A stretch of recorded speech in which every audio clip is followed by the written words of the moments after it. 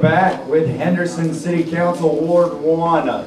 So if I may ask the candidates to, every time you answer a question, preface it with your name so that the listeners at home know who is saying answer. All right, so go ahead and start off with a bio. All right, when I raise the green folder, that means you have 10 seconds.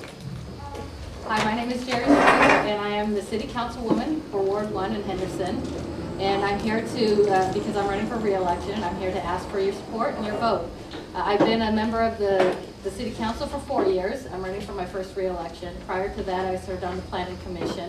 And I also served, I worked for Congresswoman Shelley Berkeley on veterans issues and Department of Defense issues. And my primary job was to help veterans get through the system to get their benefits, and it was my pleasure to do that, and to this day I still help veterans. I serve on numerous boards throughout the community, not just in Henderson, but in Southern Nevada, whether it's on the Henderson Development Association, trying to help recruit businesses and retain businesses, Workforce Connections, where I help people find jobs, and I help with the funding for that. I also serve on the Asian Chamber of Commerce Foundation Board and Urban Chamber of Commerce, Latin Chamber of Commerce, because business is really important. It's not just the Henderson Chamber of Commerce, but businesses are important as a whole. So I'm asking for your support and your vote. Thank you. My name is Tom Wagner. I'm a candidate for Henderson City Council Ward 1. I am currently a 22-year police officer with Las Vegas Metro. I've proudly served in the motorcycle detail, the domestic violence detail, where I started our statewide stalking initiative. Currently, for the last 8 years, I've been in charge of the missing persons detail. While in charge of the missing persons detail, I was the co-founder with Bob Fisher from the Nevada Broadcasters Association for the Amber Alert. Our Amber Alert is one of the premier Amber Alerts in the country. I was responsible for training all law enforcement across the state in that plan. I am currently still on the Amber Alert Commission and actually am a co-author of the Silver Alert. The Silver Alert is the alert that we're going to use for our elderly endangered people that will address the other side of the children. So we've got the Amber Alert down, and now we're doing the Silver Alert. Now, just for you candidates to know, I'm telling all the candidates, the video will be on YouTube and the Veterans in Politics Facebook page. So if you have anything to add past your 1 minute answer, you can add volumes on the Facebook page. Wonderful. Yes, Don will bring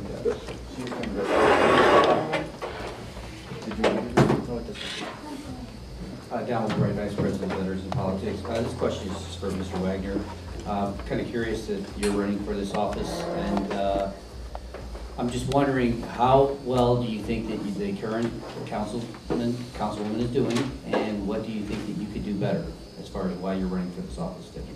Thank you, Mr. Wagner. I currently believe that there's some tough economic times that we have been dealt with. The $1.3 million lawsuit that was brought against the city is disturbing, especially as a police officer and being very detail orientated. I believe that we should have read those contracts and known exactly what was in that contract. And then after the board voted on it a couple weeks ago, instead of agreeing with the arbitrator, we had a chance to go ahead and appeal that decision. We did not. Our $1 million policy was in place already, so we were going to pay maybe a couple $100,000 if we lost that appeal, but we did not even go after that. So I think that's a great mistake. I also believe that there's some other things with the museum that in these tough economic times is something that should be put on the back burner. I believe education is important, but those are things that concern me, along with the buyouts that we're currently giving city employees that are tendered. I'm going to add it to the YouTube rebuttal. Okay, the rebuttal for the $1.3 million lawsuit. At the time, the city attorney determined that the city manager we had grounds for termination. City manager then sued the city for the termination, went to binding arbitration, which means once the arbitrator makes a decision, we don't have a choice in the matter. Are we happy with it? No, none of us wanted to do this. She wanted $3 million. We weren't just going to lay down and say, yes, okay, go ahead, we'll give you $3 million. We went to binding arbitration. The arbitrator made his decision, and we didn't have a choice in the matter. You had to vote on it. If it was a no vote for this, that would have cost the taxpayers even more money. So we didn't want to do that. We just needed to stop it, and that's it.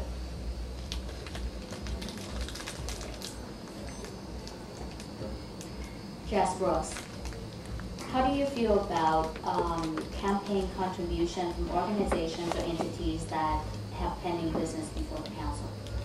I don't believe that you should have that kind of a conflict. I haven't received any money from anybody who has come in front of us on the city council. And if they are coming in front of us on the city council, I don't take their money. I thank them for their support, but I haven't taken any money from them. And because that's what that term pay to play is, you know, somebody gives you a check and then you vote on a project that's coming up. And it shouldn't even matter. Your vote should be what is best, what's going to be best for the city of Henderson. Whether or not someone is giving you a contribution or not.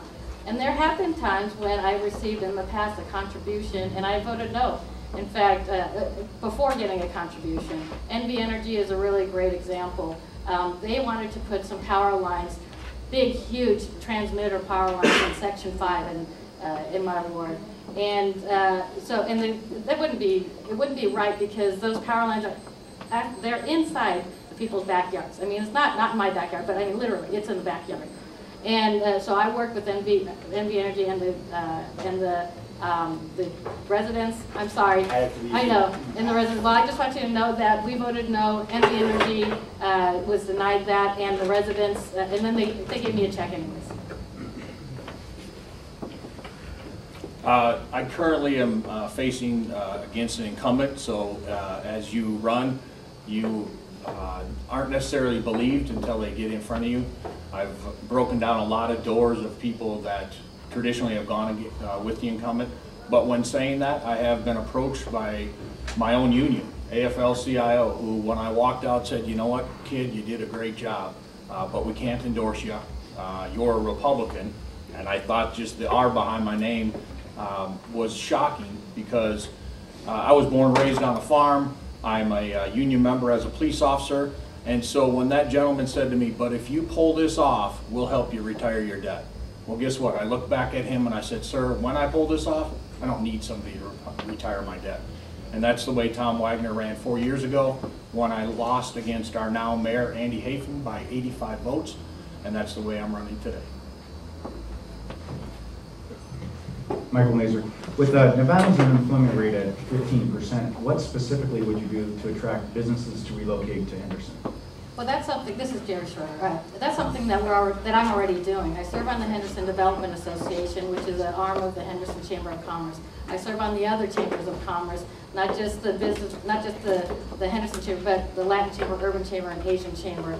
And we're working with other companies in other countries. International trade is what we're working on. Yesterday, I spent a half a day with a delegation from China that had committed to me yesterday that they're not going to go anywhere except for the city of Henderson, and they're going to be bringing a lot of jobs with them. So that's something that I do myself. Is I'm involved in the chambers already. It's not I'm going to be involved, but I am involved. I am on the Henderson Development Association. We are working with the Nevada Development Authority on bringing businesses to Nevada and to Henderson. What type of specific plans or incentives would you offer to entice a business to move there?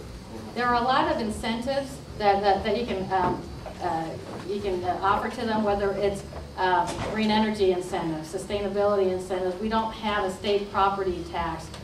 We take them around Henderson just to take a look, and they love the quality of life, because if they're going to move their businesses here, they're going to move some of their staff here, and their families are going to move here too. So Henderson is a really great incentive because people love to live there. But there are a myriad of incentives that our Economic Development Department works with. And in that regard, and Tom will give you an opportunity to answer as well. How do you entice them with the education system as well? Do you show them that there's going to be improvements to it, or how do you discuss that with them? We have 13 higher education facilities in Henderson, whether it's University of Phoenix, or it's Thoreau, or it's Marin, where we have a lot of people who are studying to be physicians or medical students. They can come over, and we have cadavers that they can practice surgery on. Because when you have cadavers, you have people who have had knee surgery, or maybe their shoulder was replaced or something. And when they do the surgeries, and they have a real life way of being able to know what to do when you go into an emergency situation. We've got the School of Pharmacy there. We've got we have 13 different higher education schools that when we talk to these businesses, we need to have an educated workforce. And so that's on one side of it, but on the other side, you have to start from the ground up. We have the Apple Literacy Program, which it's all people promoting literacy education to children, ensuring that children are reading at grade level by grade 3. And we have a lot of other educational programs that help the Clark County School District, including the Space and Science Center that's going to help with the math and science and creating that educated workforce. Thank you. I have said all along that it is unfortunate in our tough economic times not to be able to address and proactively try to ask businesses to come to this great city. I think it's a shame that we have Zappos and Ford Credit at the expense of our city moving. I took to task then and really looked at why Zappos and Ford Credit left. I think there's very factors out there that people have said. The most important thing is they left. And what did we do to keep them? And our current council has said, well, they were going to leave anyways. I work at City Hall. I've worked at City Hall. That's a garbage building. And I personally believe we have hundreds of thousands square buildings open that we could encourage people at allowing them with incentives to come, reduce fees, get rid of fees, do proactive things to attract the businesses. And Tom, could you address the education as well? Great. You know, I've raised my kids in public school. Coronado was a great school for my kids. The middle schools were great schools, but it's a shame that you come from Minnesota, and I believe we were educated properly. I was very proud to go to college. I have 2 sons that are in college now. The unfortunate part is that's what we're living with. So we need to encourage people to get involved. Everybody relies on casinos, and everybody says that's the fix-all and the end-all. That is not. We have to engage our seniors. We have to engage normal people who want to empower kids. And I've sat in several charities, Nevada Child Seekers, Nevada Child Cancer Foundation. I started PORC, which is Police Officers Riding for Kids, that your veterans ride in. We raise money for kids. And then we approach nonprofits and say, you want this money? What's it going to go for? You know, how can we partner to help out, not only in this motorcycle run, but other avenues? So I think we need to be creative in those areas. Great, thank you. Lou Bella, Veterans in Politics. My question is this. I've asked some of the other candidates that were sitting up there about a fee waiver for veterans trying to open a business, for 100% veteran-owned business. Their answers have been, legally we do not know if that is, if we are able to do that. And then later on, just as yourself just said, Tom Wagner, I hear you talking about spurring business and saying, oh, maybe we can do fees for these businesses that want to come in and this and that. So it seems to me like when it's up to just the veterans saying, should we get a discount or a fee, it's a legal thing. But when it's another big business like Zappos, we're all about courting them. So what would you specifically do that is new to entice veterans to open a business within your ward? Thank you. Tom Wagner. I think I hit on it. I've said all along since this campaign has started that we need to attract people. And the way you attract people is you make business easier in the city of Henderson. As a police officer, I worked 4 10-hour shifts. That's just what was dealt to me. Do I believe that our city needs to be open from Monday through Thursday with most of our businesses being open on Fridays? Absolutely not. So one of the challenges that I would put forth is to get our city open Monday through Friday, especially when it comes to businesses that have fees, that have license issues, that have permits, that have plans, all those things. As I've gone around and met business owners, they have struggled with our current city not being open on Fridays. So that would be one of the things that I would encourage our city to do, is open up on Friday. I would also, as I said earlier, I want to either reduce our fees, or let's get a moratorium where we have 12 or 18 months until we see our economy turn, that we stop those fees. And you can add. First of all, having the city open Monday through Thursday, 7:30 in the morning until 5:30 at night, is a cost savings. To have it open every single day, it costs a lot more money. You have the building open, you have to pay the electricity. This is something that the city of Henderson has done since the 80s, because back when in the 80s, when we were going through a similar tough time, this was something that is a cost savings of almost $5 million a year. And people come in at 7:30 and we're open until 5:30. Now, as far as veterans and businesses, veterans do get a preference federally.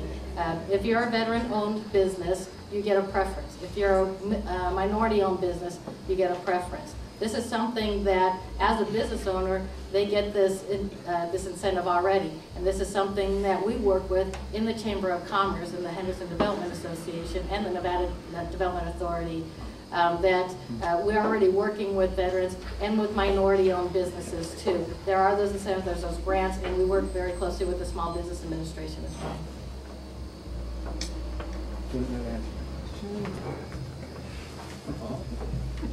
Chris Miller with the Medicine Law Democrats. Being a resident at Henderson myself, and I asked this question in the last panel, you know, during the campaign, we see a lot of candidates at events and walking neighborhoods. What do you plan to do after the election to stay, if you are so elected, to stay in touch with your constituents? It's Tom Wagner. As a police officer, I think well, I know that I've been proud to serve. In serving, I don't think you go away once you're in office. So for 22 years, I've been very accessible. I've been engaged by other politicians to be on boards, which I have. I've been engaged by community leaders, business leaders. I've got engaged. This is not something new for Tom Wagner. Even though this would be a new chapter as far as politics and a new job, I think my record stands for itself. How involved I've been and how involved I continue to be. Whether I get this position or not, I'm still going to be the head of 3 nonprofit boards. I'm still going to be very engaged with the baseball in Henderson. Those things have defined who Tom Wagner is today, and it's certainly the future for me, whether I get in office or not. Hey, this is Jerry Schroeder. In the past 4 years that I've been on the city council, and even before that, I've been going to the homeowners association meetings. Every single homeowner association meeting I've gone to. My opponent has not got to one. Every single lunch and dinner that I'm invited to, I go to, because I didn't want to go and I didn't want to be a candidate and then you never see me again. So I have continually, throughout the last 4 years, been to all of the luncheons, the dinners, whatever I'm invited to, meetings. I've gone to every single homeowner association meeting. I don't know how my opponent would know even what was going on in my ward, being that he moved there on January 4th, 2011. How do you know what's going on? How can you represent a community that you've never lived in before? So this is something that I know. There's nobody in my ward that's running in this ward that knows my ward better than I do. I've been there every single meeting. I've worked with them hand in hand, and I've been involved in the community. I serve as the president of the board of Safe House. I serve as the vice chair of the McCaw School of Mines, which is in my ward. And Safe House is also Henderson. And all these other boards that I serve on, as my capacity as council and as also personally, there's nobody else in my ward that knows my ward better than I do. And if I can give a rebuttal to that, Tom Wagner, yes, there was 2 people that filed injunctions or complaints against my moving. In the city of Henderson, you vote at large, so you vote for every city council person. I decided to move because I was in a 4,000 square foot house. I had recently and my last child had gone to school. I had tried for about 14 months through B of A to try to refinance my home. I could not refinance that home, and I have those documents to prove it. After struggling with that and have $500 power bills, I decided that instead of strategically walking away like so many people in this community have had to do, I decided to try to rent it out. I was very fortunate to rent that house out, and I have great occupants in that home and have had those occupants in that home who are making their payments and have a lease now for almost 2 years, or they will have a lease for 2 years. So I moved, yes I did. I've got a great 1,400 square foot house that I'm very proud of, and I just happen to live in Councilwoman Schroeder's ward. And again, how do you know what the issues are if you've never lived in the ward? Oh, can I go on? Yeah, you Okay. got another minute. You took Okay, another great. minute, you can take another minute. Thank you, thank you. You know, again, I have been at all the homeowners association meetings. He has not been to any of them. I have walked hand in hand with my constituents, worked with the Section 5 people on the NV Energy power lines, worked with the River Mountain Homeowners Association about the Boulder City bypass, worked with the Mission Paradise Rural Alliance on equestrian parks, worked with Lake Las Vegas through the bankruptcy, through the golf course issues, through the pump stations and the lift stations. And so I am there. My daughter goes to school with their kids. We've known each other for so many years. My daughter went to daycare that that one of the residents owns. So I have been intimately involved and very active in my ward for 20 years. I have lived in my ward for 20 years. I know the people there. I've been friends with them. I go to church with them. I see them at the grocery store. It takes me 45 minutes to get a pack of cotton balls because I end up seeing so many people that I know in my community because I'm there. So we have one of two things. We can keep going with this, or we have one panel member that lives in your area that would like to ask a question. Absolutely, I would love Gonna it. go with this, or you want to keep going? No, Okay. love it. Okay. Laura Davidson, resident of Henderson and treasurer of Veterans and Politics. With the last city manager fiasco and all the performance reviews and procedures are being scrutinized. So I was wondering right now, due to Nevada revised statute, only 5 positions in Henderson government are considered or need to be open to the public for their reviews. I was wondering if you believe that the city workers that are paid by taxpayers' money, if their performance reviews should be made public or not. I think that goes under any kind of employee, that there's some legal stuff with I mean, you don't want to have your past history of your employment out in the open. I don't mind. Right now what we do is we are having those discussions in public for the city manager and the city attorney and the city clerk. Those are the 3 people that we as a city council hire. We don't hire the rest. The city manager hires everybody else. So those are regular employees. They may be working in the public, but they're regular employees. They're not anybody that we hire as a city council. So we can only evaluate those people that we hire, and that's the city attorney, the city clerk, and the city manager, and that is done out in the public. Tom Wagner. I do believe evals are important. As a police officer with Las Vegas Metro, as a sergeant for the last 17 years, I have given those evaluations. I think evaluations are important, not only for merit increases, but for gauging how somebody is doing. So when you talk about performance evaluations, I believe, as Las Vegas Metro's policy, those are open to anybody within our organization. If you're talking about city employees that you are paying their salary, I would encourage, and I would also look at Nevada revised statute to see if there's a way that if people had an interest to look at performance evaluations, especially because our cities are going through tough economic times, what employees' evals are not to the standard where they should be. So if we could encourage outside people that want to get involved in local government, I don't see a reason why not. And we have 1,868 employees. Do you want us to spend the taxpayer dollars with going through that during public? I don't know if that's what you want to do. 1 minute closing. Well, first of all, thank you so much for inviting us to be here today. I appreciate the opportunity to come and speak to you with the panel. I've worked very long, for very many years, on all different areas of the Southern Nevada community. Whether it's, and I know you're with the healthcare community, I serve on the committee for the what do you call it, like the prevention of child drowning, for healthier communities. I serve on that committee too. I serve on the Board of Safe House, and I serve in the different ethnic areas. I serve in different capacities for businesses, for planning, all that, for the community. Because this is their community, and to me, if I'm not active in the community, how do I know what's going on in the community? So I am active in the community, I talk to everybody, I know a lot of people in the community, and the relationships that I have built have helped to make this community a really good place to live.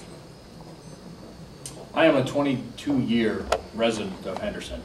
As a resident of Henderson, I was given a great opportunity to become a police officer, to live in Las Vegas. I did not choose that because I thought Las Vegas had so many more struggles. As I visited Henderson, that's the place that I wanted to raise my kids. In raising those kids in Henderson, that chapter of mine is done. The next natural transition for me, I believe, is just to serve in this capacity. I believe that our gun rights are important. I believe that there's other things that we need to encourage. The Assembly Bill 183, Assembly Bill 8, all those done by local good government people that need to protect our homes. Henderson is a great place to protect.